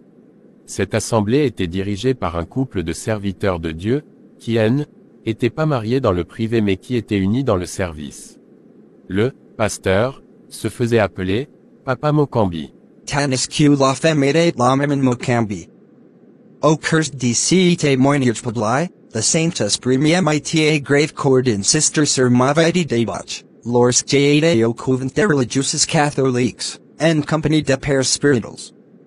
Je comprehensui la vie d'un religieux danses que venza la vie et à la tenue d'un femme regenere.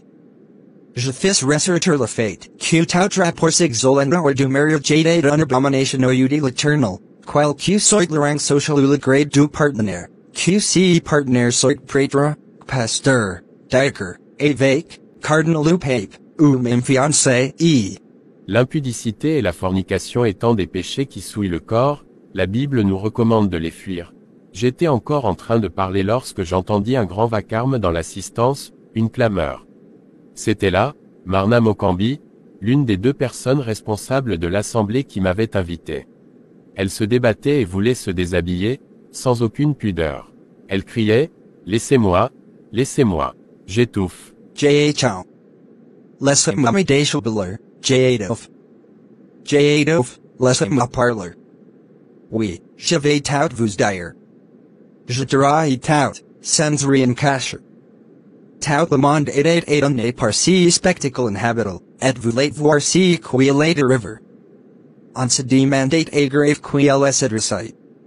Elle continuait à grave crier, laissez-moi tout vous dire. Oui, je le reconnais, je suis un sorcière. Oui, le pasteur ici présent est mon mari. Nous avons fondé ensemble ce groupe dans la, but uniquement fraternité entre le feu du Saint-Esprit dans notre quartier. Allemand. Elle de vague. Et qu'est-ce pas si qu'il dit. Elle dit de mensonges. Ce sont ses nerfs qui ont craqué. C'est elle, Papa Mocambi, qui, lorsque son nom fut cité, s'était précipité vers la, Marna Mocambi, pour lui fermer la bouche avec sa main, et l'empêcher ainsi de parler. Aidé d'un paroissien, il emporta la, Marna Mocambi, et l'entraîna à l'écart. Irrité, Papa Mocambi, interrompit la réunion et dispersa la foule. Ce fut un grand scandale. Avec un groupe d'intercesseurs, je m'approchai de, Marna Mocambi, pour prier pour elle. Elle me dit alors que, lorsque je me trouvais sur l'estrade pour témoigner, elle avait vu à côté de moi un être angélique tout de blanc vêtu, qui tenait à la main une longue épée. Cet homme lui ordonna de tout révéler, de peur de perdre la vie sur le champ. Elle voulut s'opposer à lui et lui résister, mais il était trop fort et trop puissant pour elle. Elle reconnut qu'elle et son mari avaient installé dans l'assemblée un dispositif capable d'arrêter la puissance de la prière. Papa Mocambi ne voulait rien entendre des déclarations de sa complice, il nia tout en bloc et soutint qu'elle avait un fort accès de malaria. Il ne cessait de répéter. Elle de vague. Ne l'écoutez pas. Du fait qu'il nie la vérité, il ne peut recevoir de délivrance. En revanche, essaie comprendre confesse ses méfaits et se repentir de ses péchés. La sang de l'agneau de Dieu, qui enlève les péchés du monde entre en action. L'affaire était close. 5 semaines plus tard, je prenais mon petit déjeuner grave en compagnie de la soeur Philomen Keseka, lorsqu'il entra dans son jardin, d'un air bizarre. Il ne se dirigeait directement vers moi, et me dit, Me reconnais-tu encore? Non. Il s'adressa alors à la sœur Philomène, et toi, peux-tu te souvenir de moi? Non? Mon frère? À quoi bon nous laisser languir? Présente-toi. Moi, par contre, je ne peux vous oublier pour rien au monde. Vous êtes celles qui non seulement ont gâché ma vie, mais ont causé ma perte. Oui, je reconnais votre puissance, et c'est pour cela que je vais mourir, impatient. La sœur Philomène lui dit, mais, monsieur, pourriez-vous avoir l'amabilité de décliner au moins votre identité? C'est la moindre des choses, je suis pasteur d'une assemblée de prière à Kisangani. Il y a plus d'un mois, je suis passé chez vous, avec ma compagne, pour demander que votre fille vienne témoigner chez nous. Il ouvrit la malle, empocha d'énormes sommes, et se dirigea vers Bethel. À la permanence de l'assemblée, il trouva quelques jeunes sœurs en prière. Il leur offrit l'argent nécessaire à leur alimentation pendant tout leur séjour. Il était de mon devoir d'empêcher ce jeune frère de vider le contenu de la malle. Lorsque j'arrivai au domicile de ce frère, on m'apprit qu'il venait à peine de partir pour Bethel. Je ne sais pas ce qu'il avait dit aux siens à propos de la provenance de sa subite fortune. Personne ne sembla prendre au sérieux mes mises en garde contre l'utilisation de cet argent, je rentrai bredouille, l'esprit en l'air et l'âme en feu. 6 jours après la délivrance, juste au moment fixé par la sirène, ce frère se mit à ramasser des papiers, à monologuer en cours de route, à ne plus prendre soin de son corps. Bref, il avait perdu la raison. Il fut amené à Bethel afin que l'on puisse prier pour lui. Chose étrange, chaque fois que l'on priait pour lui, sa maladie, loin de s'atténuer, ne faisait qu'empirer. Bien-aimés frères en Christ et chers lecteurs, n'oubliez pas que Jésus revient bientôt. La confession du pasteur. Un jour, je fus invité à témoigner dans une assemblée située dans la zone urbaine de Kimbanseke, au quartier Kisangani. Cette assemblée était dirigée par un couple de serviteurs de Dieu, qui n'étaient pas mariés dans le privé mais qui étaient unis dans le service. Le pasteur se faisait appeler Papa Mokambi, tandis que la femme était là, Maman Mokambi. Au cours de ce témoignage public, le Saint-Esprit me mit à cœur d'insister sur ma vie de débauche, lorsque j'étais au couvent des religieuses catholiques, en compagnie des pères spirituels. Je comparais ensuite la vie d'une religieuse dans ces couvents à la vie et à la tenue d'une femme régénérée. Je fis ressortir le fait que tout rapport sexuel en dehors du mariage était une abomination aux yeux de l'Éternel, quel que soit le rang social ou le grade du partenaire, que ce partenaire soit prêtre, pasteur, diacre, évêque, cardinal ou pape, ou même fiancé, L'impudicité et la fornication étant des péchés qui souillent le corps, la Bible nous recommande de les fuir. J'étais encore en train de parler lorsque j'entendis un grand vacarme dans l'assistance, une clameur. C'était là, Marna Mokambi, l'une des deux personnes responsables de l'assemblée qui m'avait invité. Elle se débattait et voulait se déshabiller, sans aucune pudeur. Elle criait, « Laissez-moi, j'étouffe, j'ai chaud, laissez-moi me déshabiller, j'étouffe, laissez-moi parler, oui, je vais tout vous dire. Je dirai tout, sans rien cacher. » Tout le monde était étonné par ce spectacle inhabituel, et voulait voir ce qui allait arriver. On se demandait à qui elle s'adressait. Elle continua à crier, « Laissez-moi tout vous dire. Oui, je le reconnais, je suis une sorcière. Oui, le pasteur ici présent est mon mari. Nous avons fondé ensemble ce groupe dans le but unique de freiner ou d'éteindre le feu du Saint-Esprit dans notre quartier. Elle ment, elle divague. N'écoutez pas ce qu'elle dit. Elle dit des mensonges. Ce sont ses nerfs qui ont craqué. C'est elle, Papa Mokambi, qui, lorsque son nom fut cité, s'était précipité vers la Marna Mokambi, pour lui fermer la bouche avec sa main, et l'empêcher ainsi de parler. Aidé d'un paroissien, il emporta la Marna Mokambi, et l'entraîna à l'écart. Irrité, Papa Mokambi interrompit la réunion et dispersa la foule. Ce fut un grand scandale. Avec un groupe d'intercesseurs, je m'approchai de Marna Mokambi pour prier pour elle. Elle me dit alors que, lorsque je me trouvais sur l'estrade pour témoigner, elle avait vu à côté de moi un être angélique tout de blanc vêtu, qui tenait à la main une longue épée. Cet homme lui ordonna de tout révéler, de peur de perdre la vie sur le champ. Elle voulut s'opposer à lui et lui résister, mais il était trop fort et trop puissant pour elle. Elle reconnut qu'elle et son mari avaient installé dans l'assemblée un dispositif capable d'arrêter la puissance de la prière. Papa Mokambi ne voulait rien entendre des déclarations de sa complice. Il nia tout en bloc et soutint qu'elle avait un fort accès de malaria. Il ne cessait de répéter, « Elle divague. » Ne l'écoutez pas. Du fait qu'il niait la vérité, il ne put recevoir de délivrance. En revanche, sa compagne confessa ses méfaits et se repentit de tous ses péchés. Le sang de l'agneau de Dieu qui enlève les péchés du monde entra alors en action. L'affaire était close. 5 semaines plus tard, je prenais mon petit déjeuner à Rigini en compagnie de la sœur Philomène Kaseka, lorsque quelqu'un entra dans son jardin, d'un air bizarre. Il se dirigea directement vers moi, et me dit, « Me reconnais-tu encore ?» Non. Il s'adressa alors à la sœur Philomène, « Et toi, peux-tu te souvenir de moi ?»« Non, mon frère, à quoi bon nous laisser languir? Présente-toi, moi. Par contre, je ne peux vous oublier pour rien au monde. Vous êtes celles qui non seulement ont gâché ma vie, mais ont causé ma perte. Oui, je reconnais votre puissance, et c'est pour cela que je vais mourir. » Impatient, la sœur Philomène lui dit, « Mais, monsieur, pourriez-vous avoir l'amabilité de décliner au moins votre identité? C'est la moindre des choses. Je suis pasteur d'une assemblée de prière à Kisangani. Il y a plus d'un mois, je suis passé chez vous, avec ma compagne, pour demander que votre fille vienne témoigner chez nous. C'était dans le but de faire connaître notre assemblée, et d'augmenter par la même occasion le nombre de nos fidèles. Depuis votre venue, mon assemblée s'est disloquée. Ma femme ne veut plus de moi à cause des déclarations insensées de ma partenaire. Vous êtes donc Papa Mokambi. Comment se porte là, Mama Mokambi? Qu'est-elle devenue pendant tout ce temps? Voici près d'un mois qu'elle ne vient plus nous voir. Mais ce n'est pas de notre faute si nous ne vous avons pas reconnu tout de suite, tellement vous avez changé. Que vous est-il arrivé? Je sais que je vais mourir. J'ai très peu de temps à vivre. Votre Dieu est grand, mais, avant de mourir, j'aimerais que vous sachiez tout le mal que vous m'avez causé.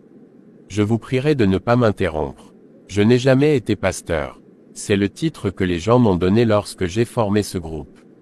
J'ai toujours été sorcier. Comme nos activités étaient toujours freinées par la prière des chrétiens, avec l'aide d'une complice sorcière, nous nous sommes attelés à la tâche de stopper cet élan spirituel. En le détournant de son but essentiel, il nous fallait séduire un grand nombre de personnes, en voilant la parole de Dieu par toutes sortes d'histoires.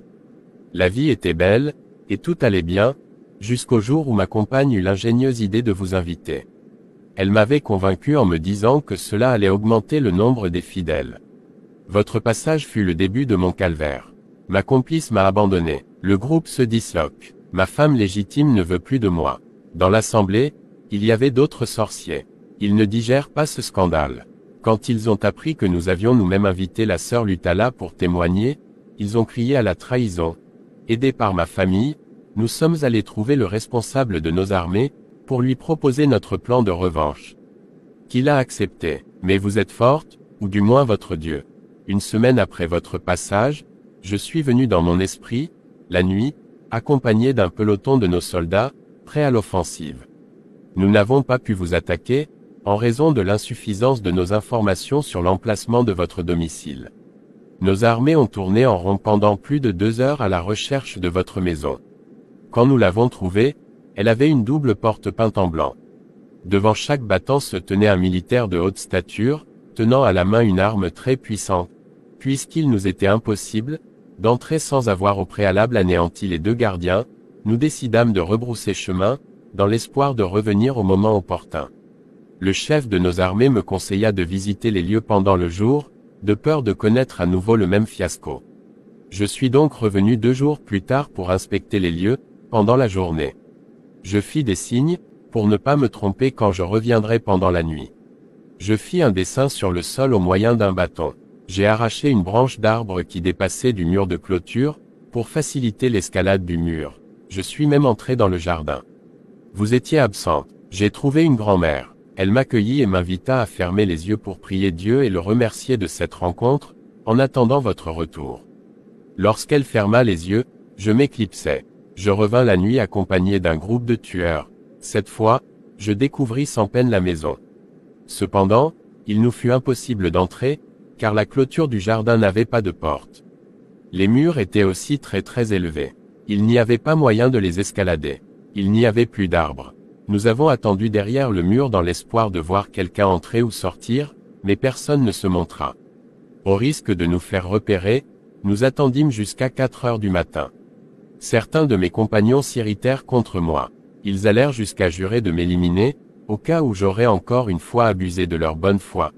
Il y a 3 jours, je suis encore revenu ici, dans cette avenue, accompagné d'un grand nombre de soldats.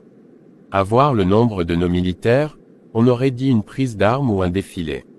Pour cette dernière fois, le responsable de nos armées avait accepté de m'accompagner, mais en me posant une condition, en cas d'échec, c'était moi qui devais mourir. Mais, arrivés sur les lieux, mes accompagnateurs se trouvèrent devant des troupes impressionnantes. Ils se retournèrent encore une fois contre moi. Pourquoi nous as-tu amenés dans un traquenard? Tu nous as dit que nous allions châtier de simples femmes, et voilà que nous tombons dans un guet-apens. Aucun coup de feu ne fut tiré. Nos soldats déposèrent les armes et partirent les mains en l'air. Pour cette insuffisance d'information de ma part, le chef de nos armées me promit un châtiment exemplaire. C'est pourquoi j'ai jugé bon de venir vous voir avant ma mort, pour vous féliciter du choix que vous avez fait de servir votre Dieu. Oui, votre Dieu est puissant. Il vous protège contre tout danger et contre tout mal, c'est du bluff. Ils ne te feront rien si tu confies ta vie à Jésus-Christ maintenant. Accepte-le maintenant, et il te sauvera. Son amour pour toi est tellement grand qu'il a donné sa vie pour ton salut, moi, venir à Jésus. Tu blagues ou quoi? Non, il est temps pour moi de payer maintenant. J'ai longtemps servi Satan, c'est normal qu'il me punisse. Je ne vais tout de même pas l'abandonner maintenant, voyons, tu n'as pas été créé pour périr. Ta vie a du poids aux yeux de celui qui t'a créé. Sache que Jésus t'aime tel que tu es. Si tu te décides à le reconnaître comme ton sauveur personnel, il te sauvera. Je sais de quoi vous voulez me parler, mais je regrette. Au revoir, et bon courage. Et il partit vers la mort, comme il l'avait lui-même désiré. Ma conversion le 8 septembre 1985, vers 11 heures, sous un soleil de plomb. Un jeune homme élancé, d'une trentaine d'années à peine, rentrait à son domicile. Il eut l'excellente idée de passer voir son ami cordonnier avant de rentrer chez lui. Chez le cordonnier, il rencontra un adolescent d'environ 16 ans, qui bavardait avec l'artisan. Celui-ci dit, « Il est en train de me raconter une drôle d'histoire concernant une certaine femme. C'est d'ailleurs elle qui l'attend. Et pourquoi l'attend-il » L'adolescent intervint sans attendre qu'on lui accorde la parole, « Je suis sorcier. Ou du moins, je l'étais jusqu'à il n'y a pas longtemps. Hier soir, dans notre quartier de l'Isala, zone de Casavubu, la sœur que j'attends a clôturé son témoignage, après 3 jours de réunion, par cette invitation, que ce que le Seigneur a pu attirer à lui au travers de ce message daigne venir le recevoir. Que ceux qui veulent accepter le Seigneur Jésus-Christ comme leur Seigneur et Sauveur veuillent bien venir confesser leur foi. Qu'ils s'approchent de l'estrade pour le faire publiquement, en répétant ces paroles. Je me joignis à tous ceux qui se sont approchés de l'estrade, de ceux qui avaient choisi et décidé de vivre avec Christ, après avoir entendu l'émouvant témoignage de la sœur Lutala. Ensemble avec les autres, j'ai fait cette confession de foi. Seigneur Jésus-Christ, je viens à toi, mon Dieu. Je suis un pécheur. Aujourd'hui, j'abandonne Satan et toutes ses œuvres. Viens en moi, Seigneur Jésus-Christ, je te reçois maintenant. Entre en moi et viens demeurer en moi, au nom de Jésus-Christ. Amen. Tout le monde se mit à louer Dieu à haute voix, avec des paroles ordinaires, en lui parlant comme si l'on s'adressait à un interlocuteur visible. Alléluia. La sœur se mit alors à imposer les mains à certains de ceux qui se trouvaient sur l'estrade. Puis vint mon tour. Elle posa les mains sur ma tête, et dit à haute voix, « Toi, esprit de sorcellerie, je te chasse au nom de Jésus-Christ. Détache maintenant de ce corps les liens et les cordes qui te relient à lui. Je brise toutes les chaînes par la puissance du nom de Jésus-Christ. Mon vieux, chaque nuit, mes anciens amis venaient me chercher pour m'emmener avec eux. Depuis très longtemps, j'en avais marre, je ne voulais plus de la sorcellerie. Mais je ne savais pas comme m'y prendre pour échapper à mes amis. Mais, la nuit dernière, j'ai bien dormi. Je suis certain que c'est grâce aux paroles prononcées hier par la sœur. C'est pourquoi je suis venu ici pour lui raconter tout ce que je vous ai dit, et aussi pour la remercier de tout mon cœur. » Le jeune homme fut étonné de ce qu'il venait d'entendre de la bouche de l'adolescent. Il était né dans une mission catholique éloignée de toute grande agglomération, dans une contrée où régnait la sorcellerie. Pourtant, il n'avait jamais entendu la confession de la conversion d'un sorcier, bien que sa région soit la plus réputée pour le fétiche de la foudre surnaturelle. 3 décès sur 5 qui sont causés par la foudre surnaturelle, qui ne peut être provoquée sans le concours d'un sorcier. Or, il n'avait jamais entendu de sorcier reconnaître publiquement ses forfaits. Ce témoignage attira tout particulièrement son attention, et il se décida à attendre lui aussi la sœur Lutala. En attendant son arrivée, il croisa un homme âgé, qui venait d'être reçu par elle. Il avait les yeux rouges, mais il semblait tout heureux. Par la suite, le jeune homme apprit, par la sœur Lutala, que cet homme avait été aveugle. Il avait dépensé d'énormes sommes d'argent auprès des médecins, des féticheurs et des guérisseurs, sans aucun résultat. Mes filles avaient recouvré la vue lorsqu'il s'était tourné vers Christ. Lorsque la sœur Lutala arriva, le jeune homme prit contact avec elle et voulut entendre son témoignage. Ce n'était pas dans son église d'origine qu'il avait pu vivre de tels miracles. Le jeune homme se croyait revenu au temps biblique. Il avait passé plus de 20 ans sur les bancs d'une grande église catholique, mais il ne savait pas ce que c'était que chasser un démon, imposer les mains aux malades, parler de nouvelles langues, etc. Il se dit que si aucune de ces choses ne se passait dans son église, c'est qu'elle ne croyait pas au nom de Jésus. Marc 16h17-18. Cette constatation finit par détruire toute son incrédulité. Il décida alors de quitter son ancienne église pour suivre le Dieu de cette femme, l'Éternel qui guérit. Le soir même, la sœur Lutala était invitée dans un groupe de prière, au N'2 de l'avenue Lotounou, à Yolo Nord. Le jeune homme s'y rendit aussi. Il y reçut une pleine confirmation de ses présomptions sur les erreurs de l'Église catholique romaine, dans tant de domaines. Lorsque l'appel à la conversion fut lancé, sans aucune hésitation, il se dirigea vers l'estrade pour faire publiquement sa confession de foi.